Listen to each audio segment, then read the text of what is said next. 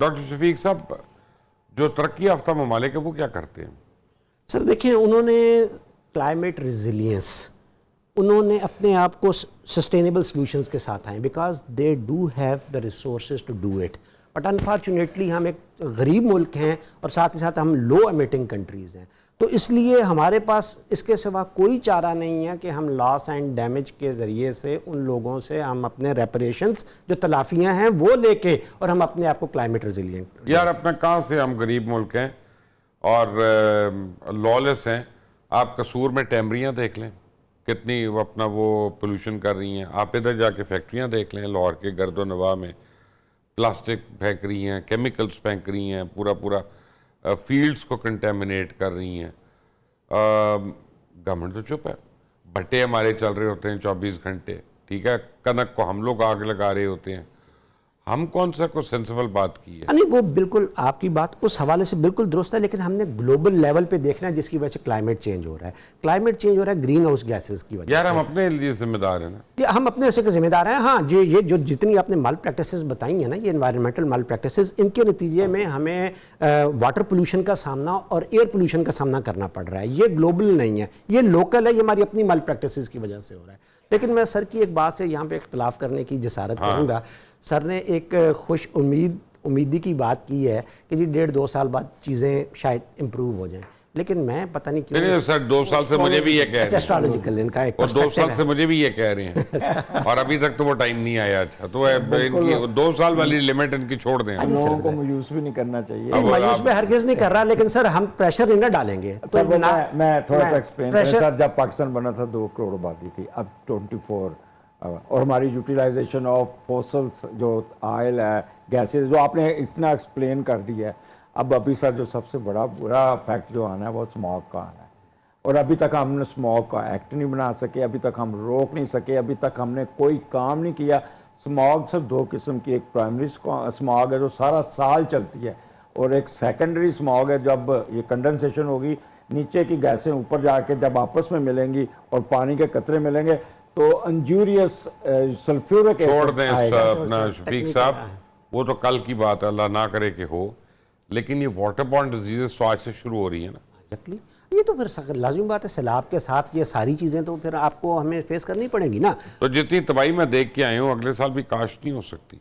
नहीं हो सकती, बिल्कुल आप सही कह रहे हैं। मैं कह रहा हूँ इस साल भी आपने चावल सारा तबाह कर दिया, अब आगे कपास जो है वो तैयारी हो रही है, उसकी तबाही की। इसके अलावा आपकी सारी सब्जियां वगैरह खत्म हो गई, तो ये सारी जितनी कपास मैंने देखी वो तो तबाह हो गई है, वो तो डूब गई है। बताएं कहाँ से टेक्सटाइल मिले चलाएंगे आप?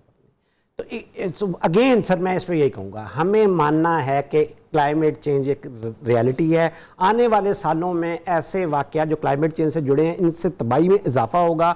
लिहाजा हमें अब इस न्यू नॉर्मल के मुताबिक अपने आप को अडेप्ट करना है, ढालना है। सर हमें अब सोचना है कि हमने आबादियों को नहीं बिठाना दरियाओं के दरमियान में, हमने नदी नालों के किनारे स्क्वीज करने के बजाय इनको एक्सपेंड करना है, रीमॉडलिंग करनी है। सर हमने इसके अलावा जो जंगलात जिनकी उन्होंने बड़ी, हमने तो जितनी हाउसिंग सोसाइटियाँ बना दी उनका क्या होगा? लाहौर में भी हैं, कसूर में भी हैं, मुल्तान में भी हैं, ये तो मैं देख के आया हूँ।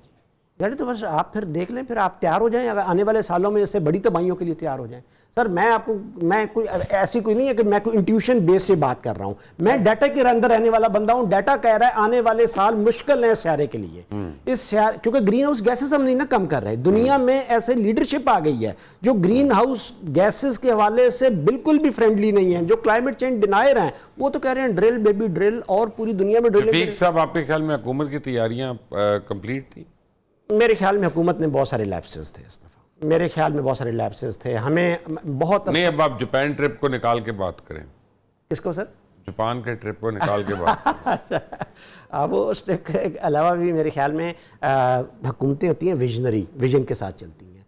वो उनको लॉन्ग टर्म पॉलिसी, विजन है ना, हर जगह मेरी तस्वीर है तो विजन हो गया ना। अनफॉर्चुनेट है हमारे यहाँ हम जो पॉलिटिकल बेनिफिट्स के लिए और शॉर्ट टर्म पॉलिटिकल बेनिफिट्स के लिए लेते हैं, लोग उसी को याद रखेंगे जो यहाँ डैम बना के जाएगा। एग्रीकल्चर का क्या होगा? सर एग्रीकल्चर ये इस दफ़ा बहुत लो हो जाएगी, आपको दरामद ही करना पड़ेगा बाहर से सारी चीज़ें, और ये काफ़ी रेट बढ़ेंगे सर। लेकिन एक चीज़ है कि अब मैं एस्ट्रोलॉजिकली बता दूं, अक्टूबर नवंबर दिसंबर में CPEC 2 हुआ ना, तो हमारी इकॉनमी उस पॉइंट ऑफ व्यू से जो होगी ना वो थोड़ी सी राइज करेगी, ओवरकम करेंगे। लेकिन गरीब का कुछ नहीं होना सर, वो इसी तरह ही वो बेचारा पिसेगा। एक आपको मैं बात बताऊं नाजरीन, कि जब जॉर्ज बुश ने कहा था ना कि न्यू वर्ल्ड ऑर्डर, तो हर आदमी को उसका मतलब नहीं समझ आता था। तो ये जो न्यू वर्ल्ड ऑर्डर है, इसमें 3 चीज़ें शामिल हैं। एक तो ये है कंट्रोलिंग इंफॉर्मेशन, जिसके पास इंफॉर्मेशन है वो बादशाह। दूसरा है कि कंट्रोलिंग फाइनेंस, कि जिसका फाइनेंस के ऊपर कंट्रोल है वो पूरी दुनिया को डिक्टेट करता है, वो हम देखते हैं हमारे साथ होता है। और तीसरा है प्रोटेक्टिंग एनवायरनमेंट, कि जिन ममालिक में एनवायरनमेंट प्रोटेक्शन नहीं होगी वो ममालिक कभी भी कदम साथ मिलाकर बाकी रेस्ट ऑफ द वर्ल्ड के साथ नहीं चल सकते। उनका हर साल अपनी इतनी तबाही होनी है और इतना नुकसानात होने हैं कि वो उसको रिकवरी में ही उनके सारे आप समझे कि जो एसेट्स हैं वो लग जाने हैं।